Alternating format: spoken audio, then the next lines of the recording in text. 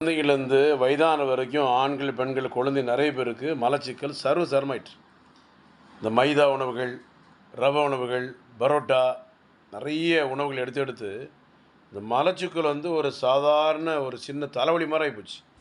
யாரை கேட்டாலும் மோஷன் வரல, வயிறு வலிக்குது, ஆனால் மோஷன் வரல, வயிறு உப்புசமா இருக்குது, ஜீரணம் ஆகலை, நெஞ்செரிச்சல் இருக்குது, புளிச்ச ஏப்பம் வருது.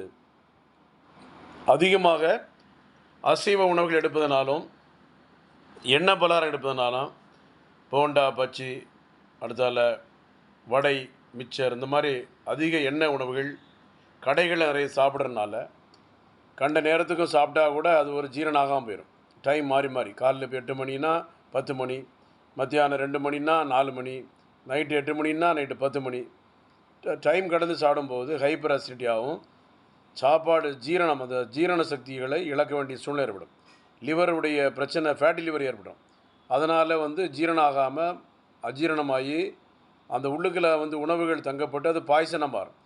பாய்சனாகவும் உணவுகள் செரிக்கப்பட்டு வெளியே வராது. அப்போ அது மலச்சிக்கலை உருவாக்குது. அதற்கு அடுத்தாவில் மூல நோய் இதனால் வந்துடும். இது ஆண்கள், பெண்கள், குழந்தைகள், வயதானவர்கள், வயதான ஆண்கள், வயதான பெண்கள் பாதிக்கக்கூடிய சாதாரண ஒரு நோய்கள் மாதிரி ஆகிவிட்டது. Doctor Johnson, Chennai. கோடம்பாக்கம் ராகவேந்திரா கல்யாண மண்டபத்துக்கு பின்னால் 14/15 அக்பராபாத் 2வது தெரு, 9841059194, 9841069194. தேங்க்யூ.